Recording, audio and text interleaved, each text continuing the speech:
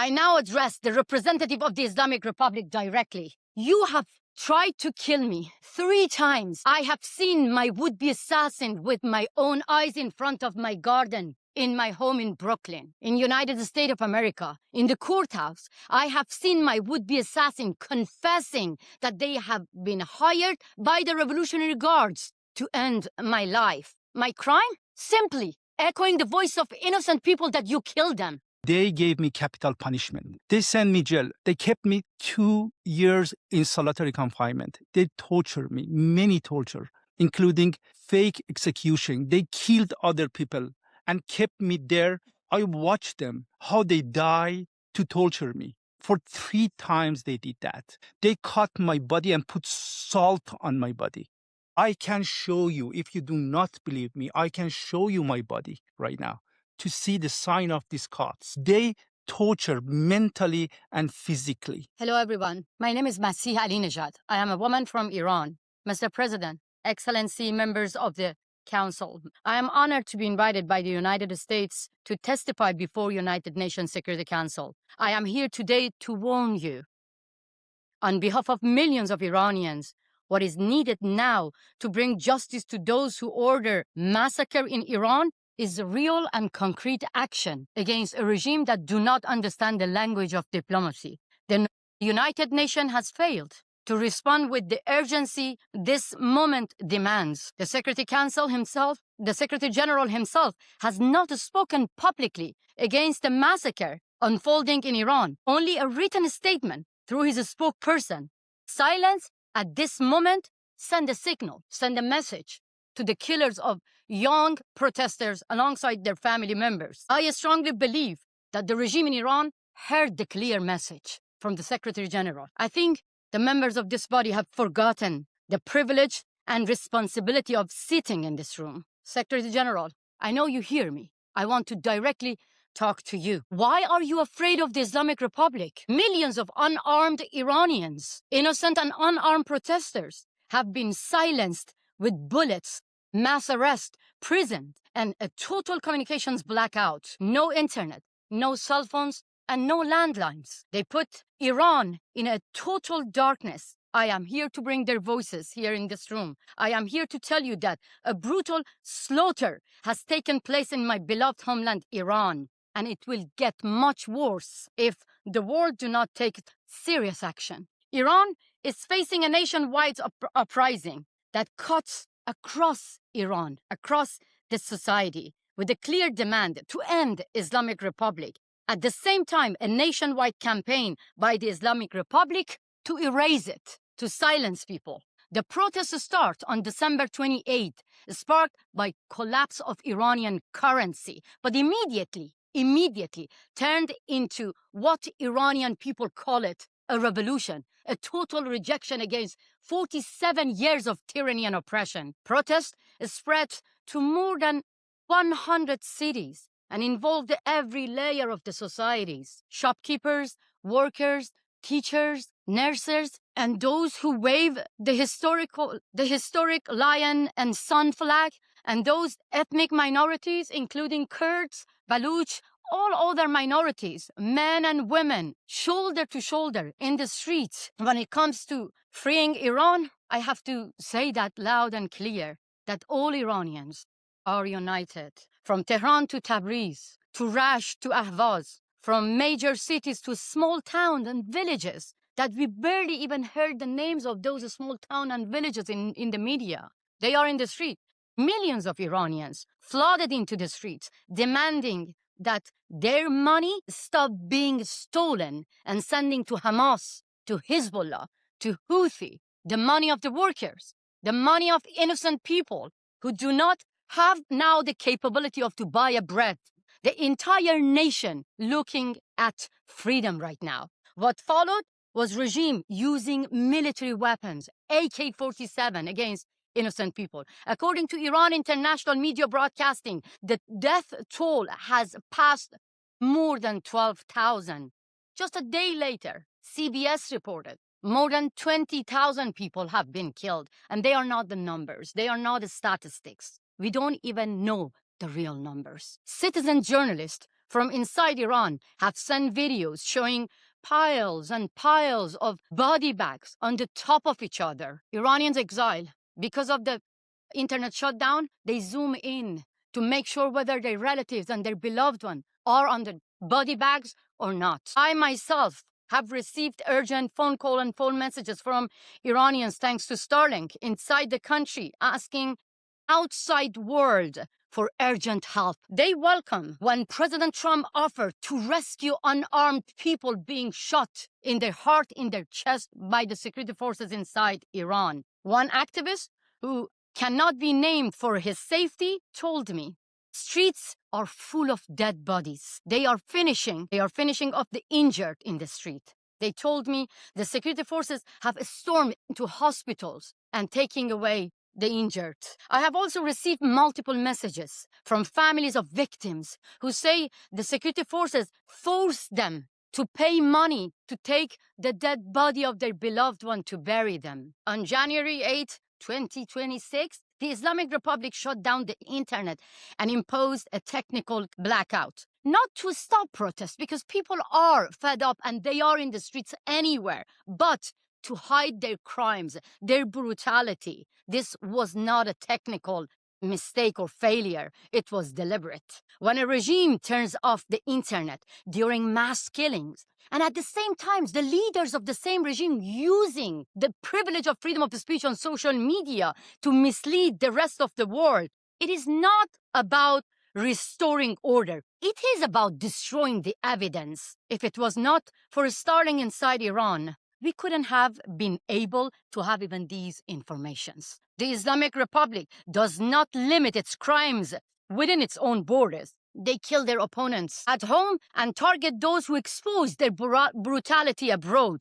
Here, even here, on US soil, and every corner of the world, in Europe, in Canada, in Australia, everywhere. And they are not alone. This is called transnational repression, and the Chinese government helping them.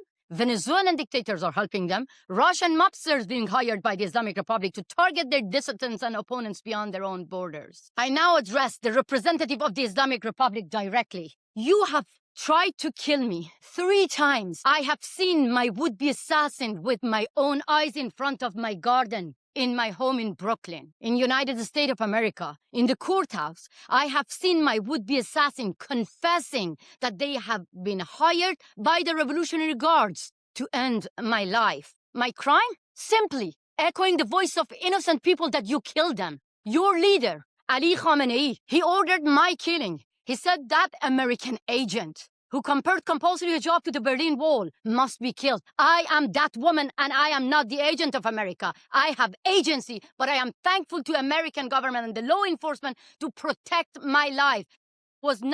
If it was not the protection of the law enforcement, I couldn't have been here to testify for millions of people who are facing the same killers, the same terrorist regime in my country. Protection matters. Unfortunately, I live with survivor's guilt because many Iranians do not have the same protection. The same IRGC with the same AK-47 killed them in front of the eyes of their family member. 2 would-be assassins received 25 years prison sentence here in New York, and I'm going to face 2 other killers being hired by the Islamic Republic in March, and they are the one who were assigned by the same IRGC member to assassinate President Trump.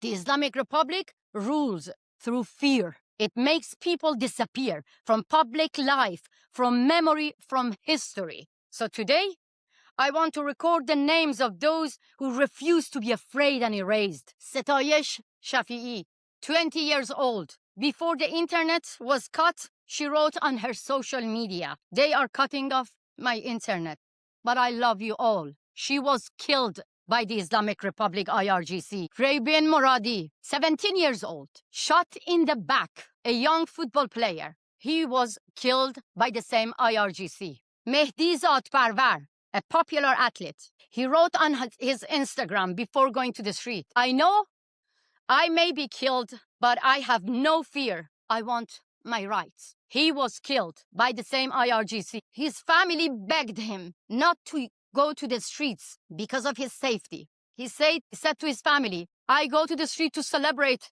the victory of our revolution. because President Trump promised to rescue our lives. He was killed by the same Revolutionary Guards. Negin Qadimi, 20 years old. She died in her father's arms after being shot by the Revolutionary Guards member. These feel guilty that I don't name the rest. The list of names goes on and on. They knew they will face guns and bullets, but they wanted justice. So now let me name their killers. Ali Khamenei, who declared protesters would be put in their place. Judiciary Chief Ghulam Hussein Mohseni Ejei and the IRGC commanders who publicly vowed punishment would be maximum. Ali Larijani, who promised no mercy for those who questioned the regime, while his own daughter, his own family live here in the United States of America.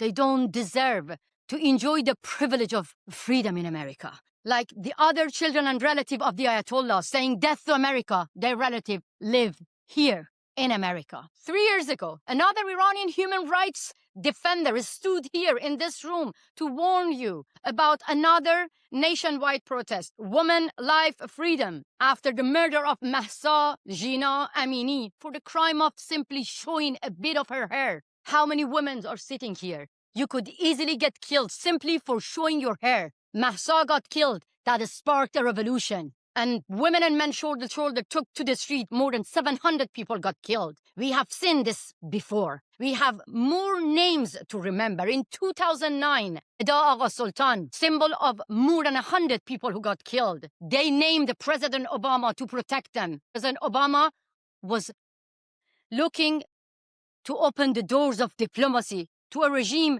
whose language of negotiating with its own people is guns and bullets. We've seen this in 2019 with Pouya Bakhtiari, who was killed in front of the eyes of his mother, Nahid Shirpishe.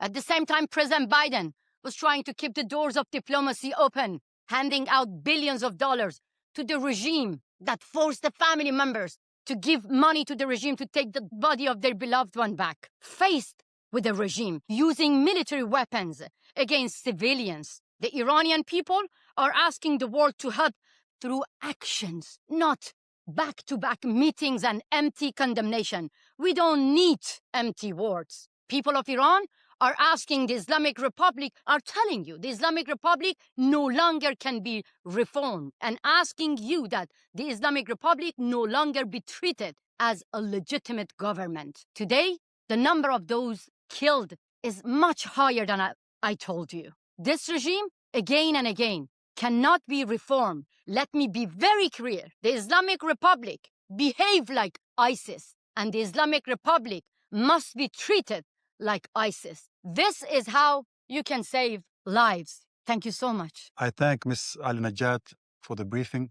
I now give the floor to Mr. Ahmad Batibi. Good afternoon, ladies and gentlemen. I have a note here, but I don't want to read from this note. I want to talk from my heart here and share my experience with you when I was in the prison of Islamic Republic. My name is Ahmad Batibi, Iranian-American journalist and human rights activist. A few years ago, when I was a student, the Iranian regime arrested me and sent me to jail for attending a demonstration, exactly that thing we see in the street right now in Iran. And they said that demonstration against the government, Islamic regime in Iran, is fighting with the government, and we are representative of the God, of Allah on the earth. And when you fight with our regime, it means you fight with God.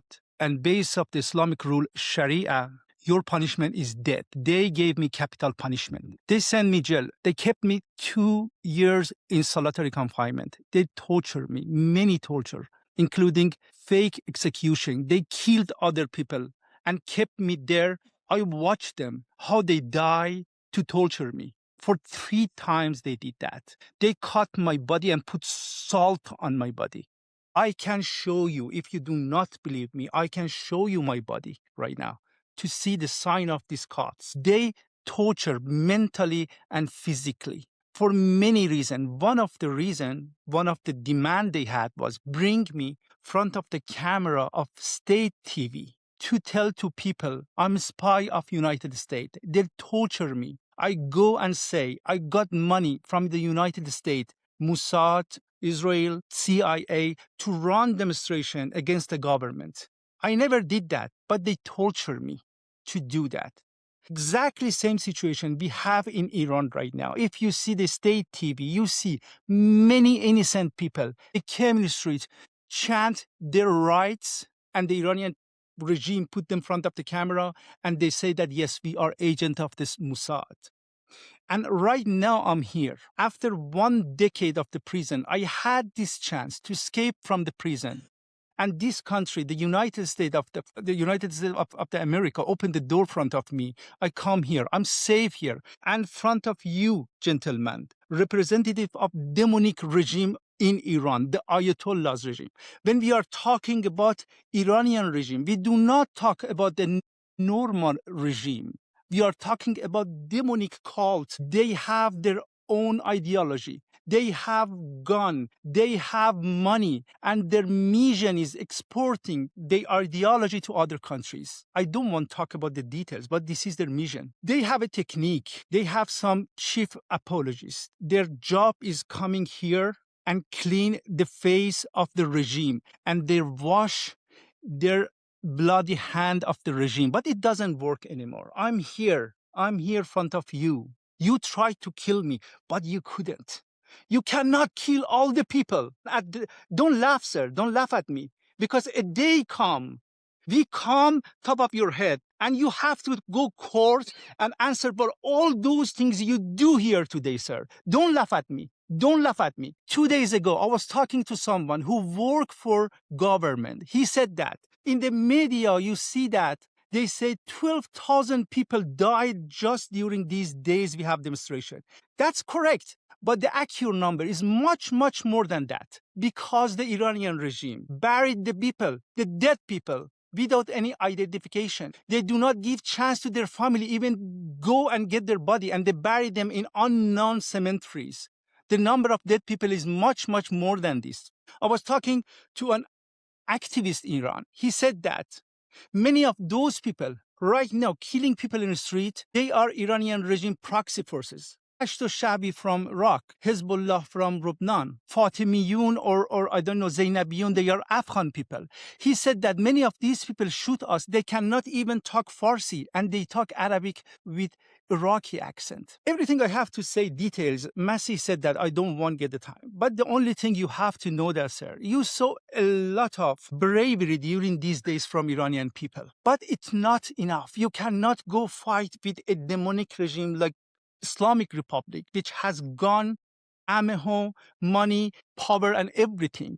We need your help, not just condemn something or say that, no, it's bad, don't do it. We need actual act. We need physical act. I want to talk to the President of the United States, Mr. Donald Trump. I appreciate you, President. Everything you do is awesome. But during these days, you encourage people to go in the street. That was the good thing, but don't leave them alone. They need your help. You encourage them, and they are in the street. Please listen to them. They are chanting. They say what they want. They need your help. If you leave them alone, I'm talking about all official and leader of the world, we need your help. If you leave them alone, we cannot change the regime in Iran. And we continue this mass killing and genocide in Iran. Thank you so much.